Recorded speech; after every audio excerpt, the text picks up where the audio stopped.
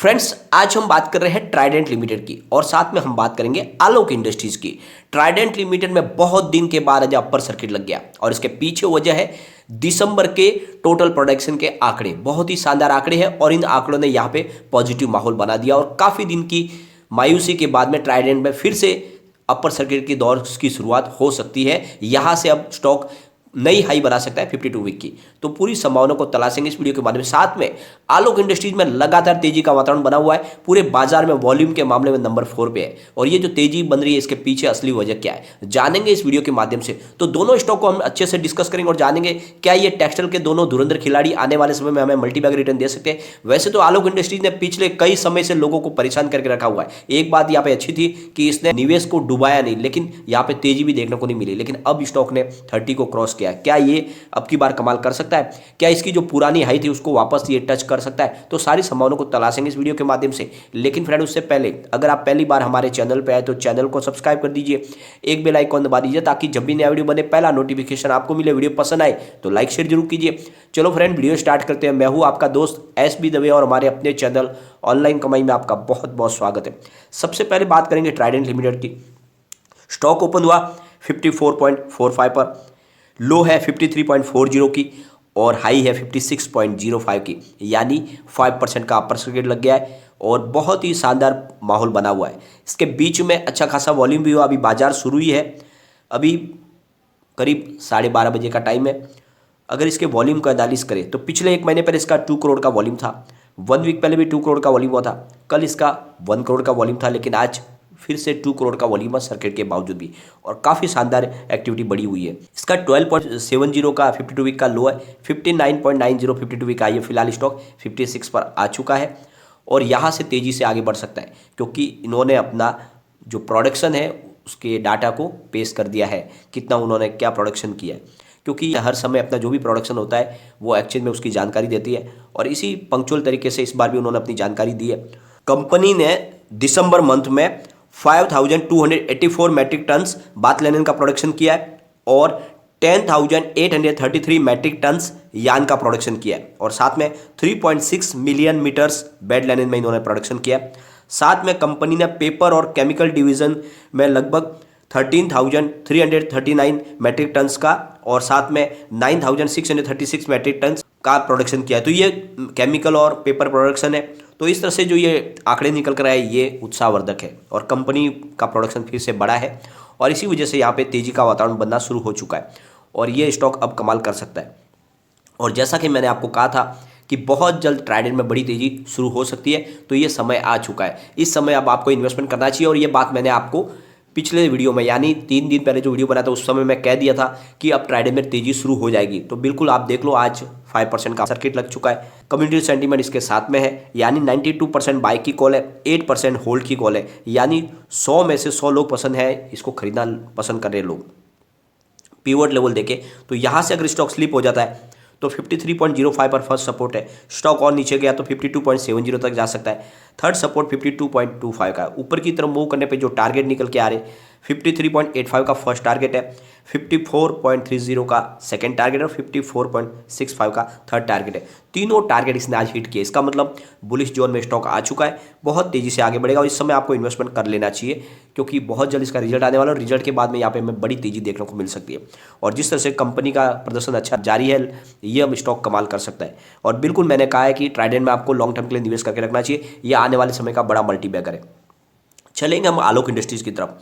आलोक industries ने पिछले 2-3 दिन से कमाल कर दिया है, काफ़ी अच्छा रिटर्न दिया है लोगों को और स्टॉक 30 को क्रॉस कर गया है। आज की बात करें तो 29.85 पर स्टॉक ओपन हुआ और इसका लो 28.65 का, हाई 32.30 का है। फिलहाल स्टॉक 31.45 पर ट्रेड कर रहा है, 5.54% अप पर ट्रेड कर रहा है। शानदार तेजी बनी हुई है। इसके प्रदर्शन को अगर हम देखें तो ये पिछली इसकी हाई थी 14 जून 2021 की, वो 31 की थी और फिर से उसी हाई को पास स्टॉक आ चुका है। यानी काफ़ी दिन के बाद स्टॉक ने अच्छा प्रदर्शन किया और स्टॉक ने अपनी पुरानी हाई को आज क्रॉस कर लिया है जो 3105 की बनी थी 14 जून 2021 की और इसीलिए यहाँ से स्टॉक अब तेज़ी से आगे बढ़ सकता है। आज इसने 32 की हाई भी बनाई है। फ्रेंड्स, यहाँ पे देखें तो 22 नवंबर को इसकी प्राइस मात्र 21.20 थी, यानी अपनी निचली लेवल पे चला गया था और उसके बाद में आप देखो कम समय में स्टॉक 31 को क्रॉस कर गया है। अगर 6 जनवरी की बात करें तो ये 24 पे स्टॉक था और तब से इस स्टॉक ने दौड़ना शुरू किया तो 4 दिन में स्टॉक 31 के क्रॉस कर गया है। यहाँ पे अगर इसके वॉल्यूम को देखें हम तो पिछले 1 महीने पहले इसका 3 करोड़ का वॉल्यूम था, 1 वीक पहले 5 करोड़ का वॉल्यूम हुआ और कल इसका 40 करोड़ रुपीज़ का भारी वॉल्यूम हुआ था, आज 7 करोड़ का वॉल्यूम हुआ। तो अच्छे वॉल्यूम के साथ में कामकाज शुरू हो चुका है, लोगों का रुझान स्टॉक की तरफ बढ़ने लगा है। आलोक इंडस्ट्रीज़ की बात करें तो पूरे बाजार में वॉल्यूम के मामले में आज नंबर 4 पर है। 18.70 52 वीक का लो है, 32.30 52 वीक का हाई है, जो फिलहाल रिसेंटली आज इसने बनाया है। ये देखो तो आज इसने नया अपना हाई बना दिया। ये जो स्टॉक के लिए एक मजबूती बन रही है और ये जो तेज़ी बन रही है इसके पीछे जो वजह बन के आ रही है वो भले रूमर हो या असलियत हो, जो Sintex industries company Reliance industries खरीदने जा रही है उस डील में, उस बीड में वो सबसे आगे है। तो ये बोली जो उनकी है सबसे आगे है और लग रहा है कि ये डील अगर हो जाती है तो सिंटेक्स इंडस्ट्रीज और आलोक इंडस्ट्रीज का मर्जर हो सकता है और इसी खबर ने बड़ी तेज़ी बना दी है। और दूसरी तरफ इनका रिजल्ट भी आने वाला है। तो मुकेश अंबानी की कंपनी दिवालिया हो चुकी गुजरात की टेक्सटाइल सिंटेक्स इंडस्ट्रीज को खरीदने जा रही है और यह कंपनी बिडिंग में सबसे ऊपर है और इनके बाद में वेल्सपुन गुजरात है जो इनके पीछे चल रहे हैं। तो फिलहाल रिलायंस इंडस्ट्रीज ने एसेट केयर एंड रिकंस्ट्रक्शन जो कंपनी है ACRE दोनों ने मिलकर 2,863 करोड़ रुपीज़ की बोली पेश की है और साथ में इसमें लेंडर्स के लिए 10% की इक्विटी भी शामिल की हुई है। और जो सूत्रों का कहना है कि ACRE और वेल्सपुन गुजरात की यूनिट इजीगो टेक्सटाइल प्राइवेट लिमिटेड ने सिंटेक्स को खरीदने के लिए सबसे बड़ी बोली लगाई हुई है। तो दोनों की ज़बरदस्त कंपटीशन चल रही है यहाँ पे, वेल्सपुन गुजरात की और साथ में रिलायंस की। और टेक्सटाइल दूसरी और दो जो छोटी कंपनियां हैं उन्होंने भी अपनी अपनी बोली लगाई हुई है, लेकिन फिलहाल जो सबसे आगे चल रहे हैं वो वेल्सपुन गुजरात और रिलायंस इंडस्ट्रीज है। और फिलहाल जो बोली सबसे ज़्यादा है वो रिलायंस इंडस्ट्रीज की है।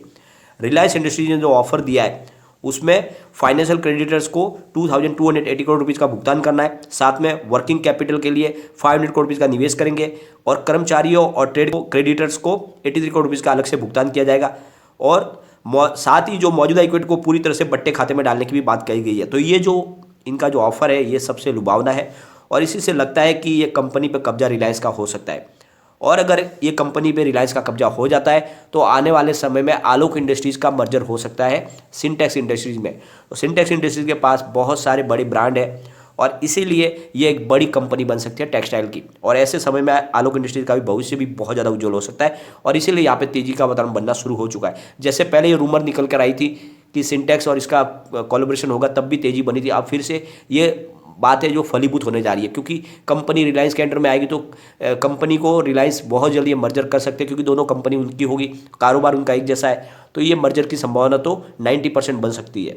यहाँ पे कंपनी ने अपना Q3 का रिजल्ट है उसकी डेट भी डिक्लेयर कर दी है, आने वाली 18 जनवरी को Q3 का रिजल्ट आएगा और इस बार रिजल्ट पॉजिटिव रहने की पूरी संभावना और इस रिजल्ट के बाद में यहाँ पे और तेज़ी देखने को मिल सकती है। जैसा कि मैंने आपको पहले भी काफ़ी समय पहले कहा हुआ है कि आपको आलोक इंडस्ट्रीज में लॉन्ग टर्म का नजरिया रखे, होल्ड करके रखे स्टॉक को, आने वाले समय में ये आपको डेफिनेटली बहुत अच्छा रिटर्न देगा। और यहाँ पे सबसे जो अच्छी बात यह है कि इसने कभी भी जो 20 को नहीं तोड़ा है और ये सबसे अच्छी बात है। यहाँ पे अपना निवेश का जो है मौका था 20 से लेकर 24 के आसपास, वहाँ पे इन्वेस्टमेंट करने के बाद में आपको कभी भी अच्छा रिटर्न मिलने की पूरी संभावना बनी हुई है। तो ये मौका आएगा जब बहुत जल्द यहाँ पे आपको अच्छा रिटर्न मिल जाएगा। ये स्टॉक आपको लॉन्ग टर्म में प्रॉफिट दे के ही रहेगा, लेकिन आपको नजरिया थोड़ा लॉन्ग टर्म का रखना होगा और जैसा भी माहौल बनाए आलोक इंडस्ट्रीज कमाल कर सकता है। यहाँ पे देखें तो सबसे बड़ी बात यह है कि म्यूचुअल फंड भी अच्छा खासा यहाँ पे दाव लगाया हुआ है। 30 नवंबर के आंकड़े में देखो तो Nippon India Nifty small cap 250 ने यहाँ पे 0.80 करोड़ रुपये का इन्वेस्टमेंट करके 0.30% की होल्डिंग ली हुई है। Motilal Oswal Nifty small cap 250 ने 0.75 करोड़ रुपीज़ का इन्वेस्टमेंट करके 0.33% की होल्डिंग ली हुई है। Aditya Birla SL Nifty small cap 50 ने 0.47 करोड़ रुपीज़ का इन्वेस्टमेंट करके 1.17% की होल्डिंग ली हुई है। ICICI Pru small cap index fund ने 0.10 करोड़ रुपीज़ का इन्वेस्टमेंट किया और 0.34% की होल्डिंग ली हुई है। मोतीलाल ओसवाल निफ्टी 500 फंड ने भी 0.06 करोड़ रुपये का इन्वेस्टमेंट करके 0.02% की होल्डिंग ली हुई है। ICICI Pru S&P BSE 500 ETF ने 0.02 करोड़ रुपये का इन्वेस्टमेंट करके 0.02% की होल्डिंग ली हुई है। तो बड़े बड़े फंड हाउस ने यहाँ पे निवेश किया हुआ है और इसीलिए स्टॉक में आगे तेजी बनेगी। उनको भी पता है कि यहाँ पे इन्वेस्टमेंट सेफ है, इसीलिए वो कर रहे। आने वाले समय में यहाँ पे रिटर्न की संभावना तो बनेगी ही बनेगी। यहाँ पे प्रमोटर बहुत मजबूत है, जहाँ पे 75% की होल्डिंग प्रमोटर की है, कोई भी इनका शेयर गिरवी नहीं है। FI का अगर डाटा देखें तो मार्च में 0.90% थी, जून में 1.30% हुई और सितंबर आते थे FI ने यहाँ पे 1.39% का दाव लगा दिया। तो लगातार FI ने अपना दाव बढ़ाया। DI की भी अच्छी खासी होल्डिंग है, 0.73% होल्डिंग मार्च में थी जून में 0.74 कर ली, फिलहाल सितंबर में भी 0.74% की होल्डिंग है। म्यूचुअल फंड का पहले 0.1% की होल्डिंग मार्च में थी, जून में उन्होंने 0.02% कर ली, फिलहाल वही होल्डिंग अनचेंज है।